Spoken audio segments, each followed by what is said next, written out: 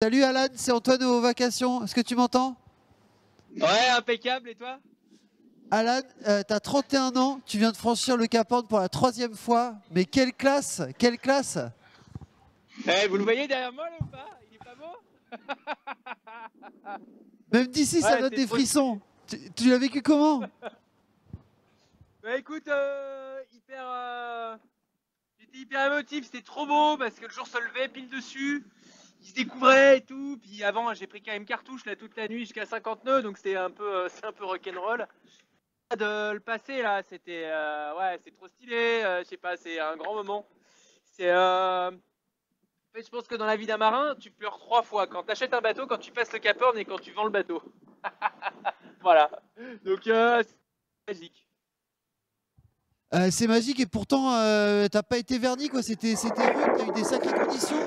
Tu nous racontes un peu ce qui s'est passé? Ouais, il y avait un petit front qui était engagé avec beaucoup de mer, beaucoup de vent. Et j'ai bien vu que derrière ça freinait.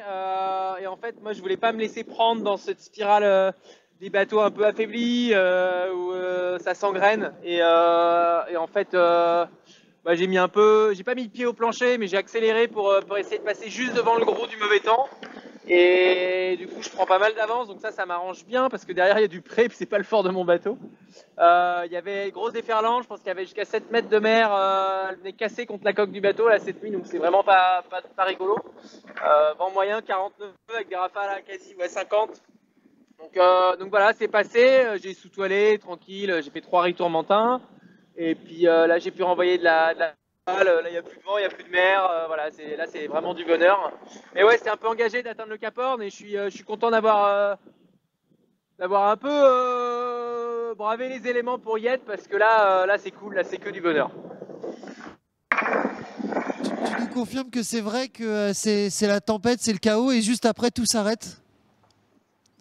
Bah là, là derrière, maintenant il y a 55 nœuds normalement derrière le Cap Horn. Là actuellement j'ai 8 nœuds de vent. Voilà, je sais pas si vous voyez un peu comme c'est stylé ici.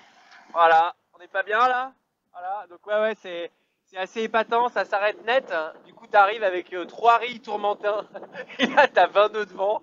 Tu fais bon, bah, il y a un peu de manœuvre à se faire maintenant. Donc, non, trop cool. Voilà, c'est des belles manœuvres parce qu'au final, tu te dis, bah, je renvoie de la toile et là, maintenant, ça va être. Il y a le ciel bleu là qui se découvre là derrière là, mais trop stylé, ça fait des semaines que j'ai pas vu du ciel bleu. Voilà, trop beau, parfait, que du bonheur. Il y a une petite dose de plaisir en plus de savoir que bah, tu y es allé quand bah, les deux derrière toi ont préféré un peu attendre. Tu l'as un peu évoqué tout à l'heure. Il n'y a aucune fierté, chacun met le peu en fonction de son bateau. Il y a pas de mérite à faire ce que j'ai fait. Je l'ai juste fait parce que je sais que mon bateau, il a encore, voilà, il a du potentiel encore de performance. Il est là, il est présent. J'ai des soucis de safran depuis le début, mais voilà, c'était un peu qui tout double ça par contre. Et donc là maintenant c'est bon, c'est passé. Le bateau, il est intègre. Donc maintenant, voilà, y a aucun mérite, c'est juste que je voulais y aller quoi. J'en avais en fait, le sud a été quand même long, était dur avec nous, et il y a un moment donné, bah, d'attendre plus. Je vois pas pourquoi faire durer ce plaisir-là. Donc autant aller chercher. Puis il y a Jean devant là qui me taquine un peu, donc voilà, lui il risque d'arriver à recoller devant, et j'aimerais bien essayer de prendre ce wagon aussi. Donc voilà, il y a un ensemble qui a fait qu'il fallait y aller quoi. Génial. Comme toujours, tu as connu des moments pas forcément faciles et pourtant tu as réussi à nous faire rire au Nouvel An, tu as réussi à nous faire plaisir, on te regarde et il y a toujours ça. C'est quoi la méthode, Alan, pour garder le smile? Ah, il y a